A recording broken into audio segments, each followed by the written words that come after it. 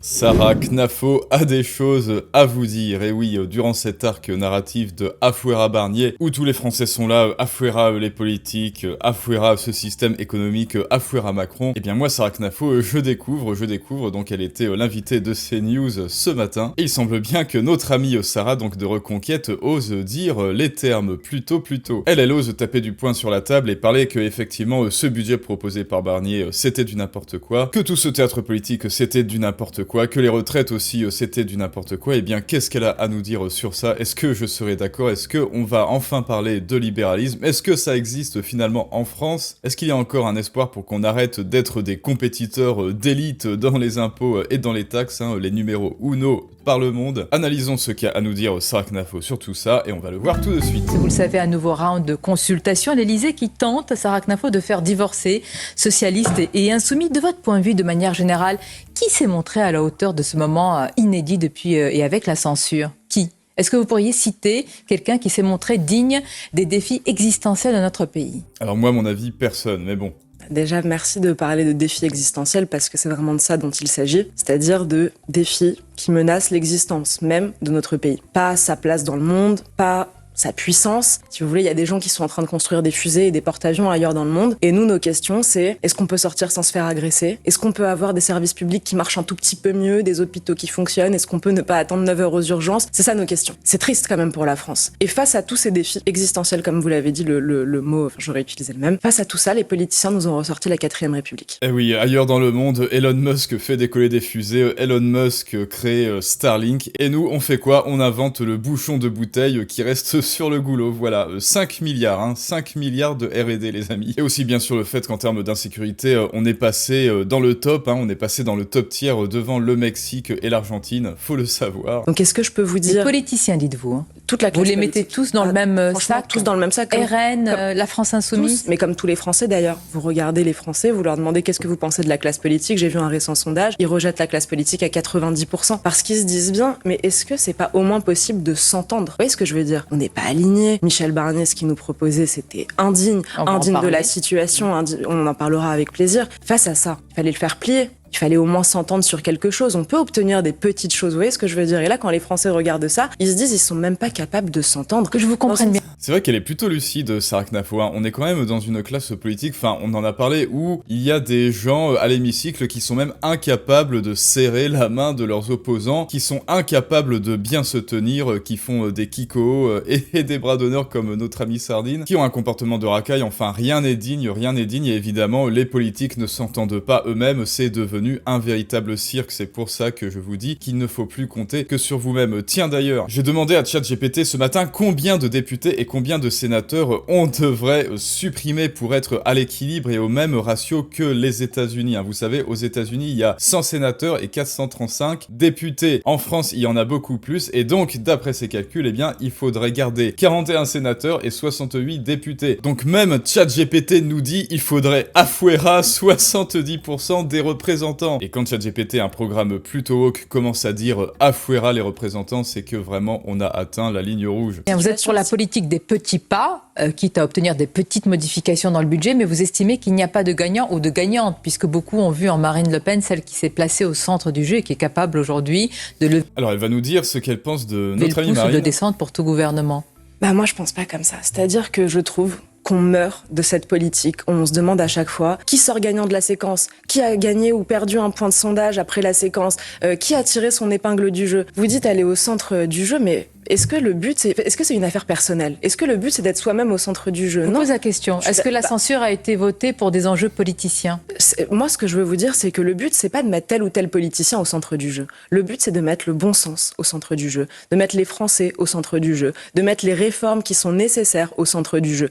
Ça, pour moi, c'est le seul et unique but de la politique et la seule raison pour laquelle la politique peut être noble. Donc là, il y a un appel au bon sens, mais c'est du bon sens de faire un appel au bon sens et effectivement, le bon sens confiance chez les politiciens se perd. C'est devenu un cirque, la politique. C'est devenu un cirque à droite, à gauche. Enfin, de toute façon, vous le savez, il n'y a pas vraiment de droite en France. Il y a surtout une compétition pour celui qui augmentera le plus les impôts et profitera le mieux du système pour avoir la meilleure retraite possible, tout en se drapant dans un linceul de vertu. Oui, moi je suis pour les Français. C'est un sport de compétition de haut niveau en France, hein, surtout chez LFI. Alors eux, ils sont très forts, hein, vraiment, eux, c'est la première place au podium. Alors quand je vois la situation aujourd'hui, est-ce que quelqu'un a tiré son épingle du jeu ou pas? Je dis, les Français pensent pas comme ça parce que eux ne jouent pas. Ils se disent pas est-ce qu'on a gagné, est-ce que quelqu'un a gagné, est-ce que quelqu'un a perdu. Pour eux, c'est pas un jeu. Quand ils voient le pays à l'arrêt, ils se disent juste, vous voyez ces images, ils sont pas capables de s'entendre, ces gens-là. Qu'est-ce qu'on est? On est un pays du tiers-monde pour pas savoir voter un budget. Vous voyez ce que je veux dire? On n'a pas de budget. Vos mots sont forts. On n'a pas de budget en France, surtout on ne sait pas le gérer. L'État français, c'est une entreprise. Vous savez, ce qu'il nous faut pour la gérer, c'est pas un énième énarque, un énième petit intello de branlette intellectuelle de l'ENA, c'est un chef d'entreprise. Devinez quel pays a voté pour un chef d'entreprise dernièrement, hein, ça commence par État, ça finit par Uni. Enfin ensuite on verra bien les résultats, mais je pense que ce sera de toute façon bien meilleur que si ça avait été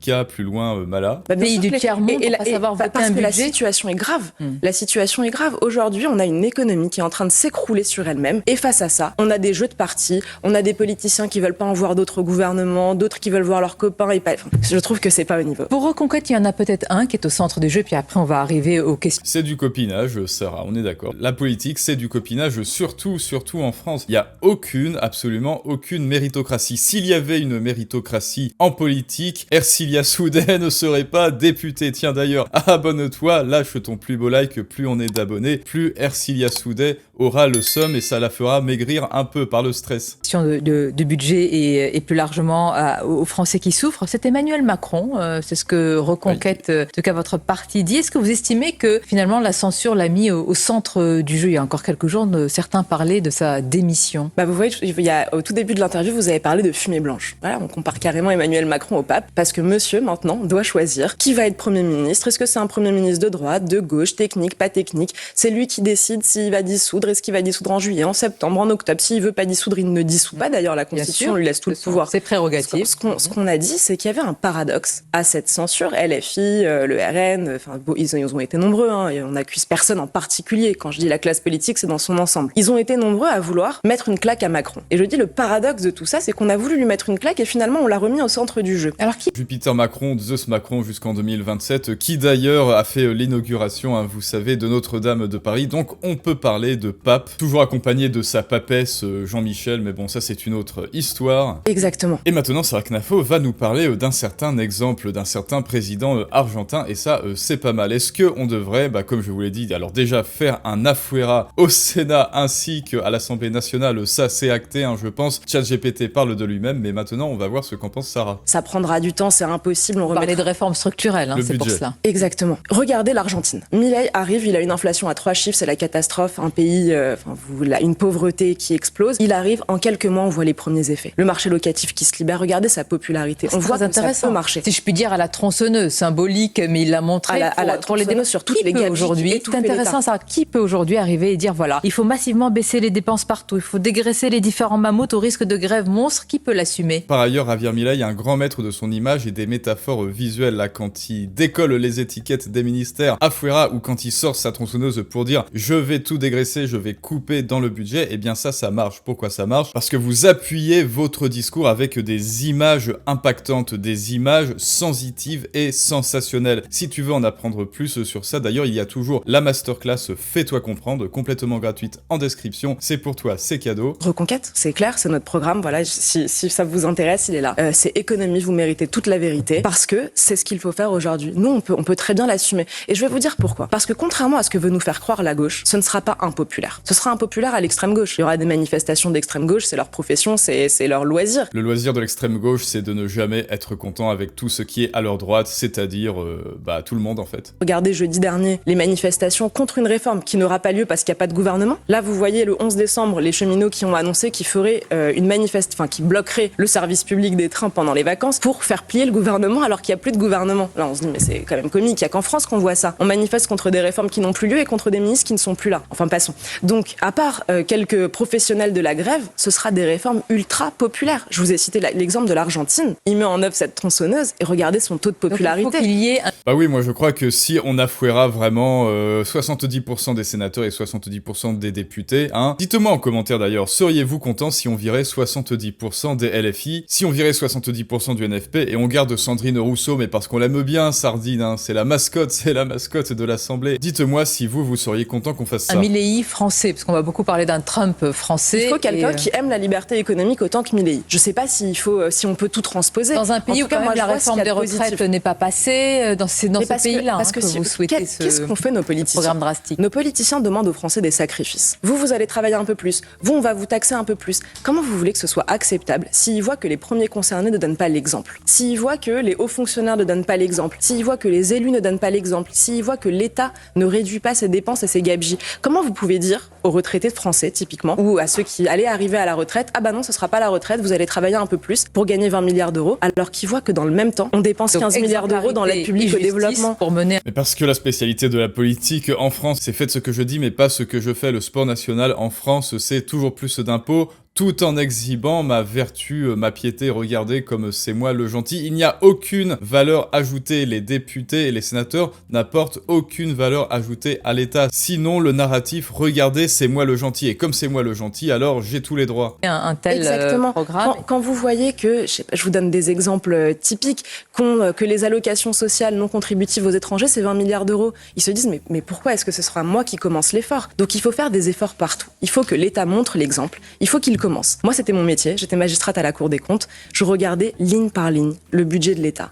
Si vous faites ce travail, c'est dur de garder son sang-froid parce que vous vous dites, mais c'est pour ça que je paye des impôts. C'est dur à dire. Et si je peux ajouter une phrase, parce qu'il faudrait que les Français l'entendent tous les jours, on paye chaque année 1300 milliards d'impôts. Chaque année. Donc, on est le peuple le plus taxé du monde. 1300 milliards d'euros chaque année, c'est ce que vous donnez à Manu, c'est ce que vous donnez à Ercilia Soudé, c'est ce que vous donnez à Andy Kerbrat pour qu'il aille faire ses affaires au RERB. Enfin, vous connaissez mon avis là-dessus, et bien je suis plutôt content d'avoir découvert Sarah Knafo, on est plutôt d'accord sur ce fait. Ensuite, si elle gagne un peu plus de pouvoir, on va voir si on verra bel et bien si elle dit ce qu'elle fait, elle pense ce qu'elle fait et ce qu'elle dit, ça c'est une autre histoire bien sûr, mais sur le fond, évidemment, Afuera les impôts, surtout Afuera les sénateurs et les députés. Dites-moi ce que vous en pensez en commentaire. N'oubliez pas que c'est à vous de prendre le contrôle du narratif. Si vous ne prenez pas le contrôle du narratif, si vous ne faites pas valoir vos idées, votre philosophie, les cons le feront à votre place. Et maintenant, avec cette vidéo, je pense que vous savez à peu près de qui je parle.